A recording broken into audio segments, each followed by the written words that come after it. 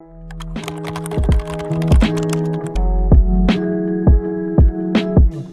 Frankl was a Viennese neurologist even before he was taken to a concentration camp, shortly after his marriage in 1942. By 1945, Frankl had spent a total of 3 years in 4 different Nazi concentration camps. While Frankl is clear in the book Man's Search for Meaning that he does not take on the task of providing a full description of the horrors of camp life, he does describe the psychology of survival that he observed, in his professional capacity, during his time in the camp.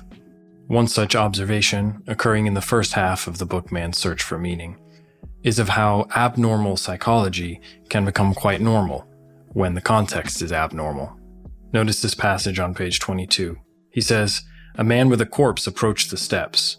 Warily he dragged himself up, then the body, first the feet, then the trunk, and finally, with an uncanny rattling noise, the head of the corpse bumped up the 2 steps. My place was on the opposite side of the hut.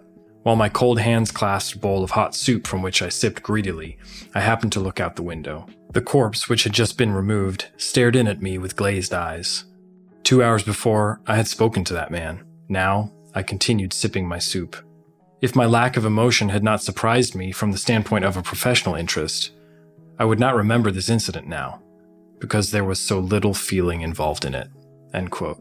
He also discusses suicide as another brutal reality of camp life. He says, and I quote, "From personal convictions, I made myself a firm promise on my first evening in camp that I would not run into the wire." This was a phrase used in camp to describe the most popular method of suicide, touching the electrically charged barbed wire fence. End quote. But most importantly, from his experiences in the concentration camp, and the reason that he takes up writing the book, were the psychological mechanisms that he observed prisoners used to survive unimaginable suffering.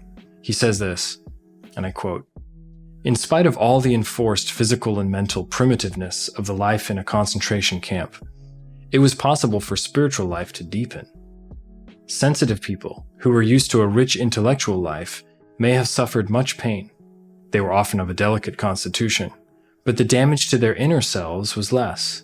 They were able to retreat from their terrible surroundings to a life of inner richness and spiritual freedom. Only in this way can one explain the apparent paradox that some prisoners of a less hardy makeup often seem to survive camp life better than did those of a robust nature." End quote. In a passage of considerable inspiration and vulnerability, Frankl talks about his own spiritual vision that enabled him to endure through the camp. It is a vision of his wife, who later we do find out was killed in a concentration camp. But Frankl talks about the spiritual significance of this vision of his wife. He says this, I quote, "A thought transfixed me. For the first time in my life, I saw the truth as it is set into song by so many poets, proclaimed as the final wisdom by so many thinkers. The truth, that love is the ultimate and the highest goal to which man can aspire. Then I grasped the meaning of the greatest secret that human poetry and human thought and belief have to impart. The salvation of man is through love and in love. I understood how a man who has nothing left in this world still may know bliss, be it only for a brief moment, in the contemplation of his beloved. In a position of utter desolation, when man cannot express himself in positive action, when his only achievement may consist in enduring his sufferings in the right way, an honorable way. In such a position, man can, through loving contemplation of the image he carries of his beloved, achieve fulfillment. For the first time in my life, I was able to understand the meaning of the words, 'The angels are lost in perpetual contemplation of an infinite glory.'" End quote. There are a number of passages like this in Frankl's book that might seem overly poetic to some, to be of clinical significance, if it weren't for the fact of how beneficial they were, in at least the author's case, for overcoming the most overwhelming of human suffering. Frankl wrote Man's Search for Meaning in 9 days following his release from concentration camp in 1945. But more importantly, he developed a therapeutic approach that continues to be used in clinical practice today. He called it Logotherapy,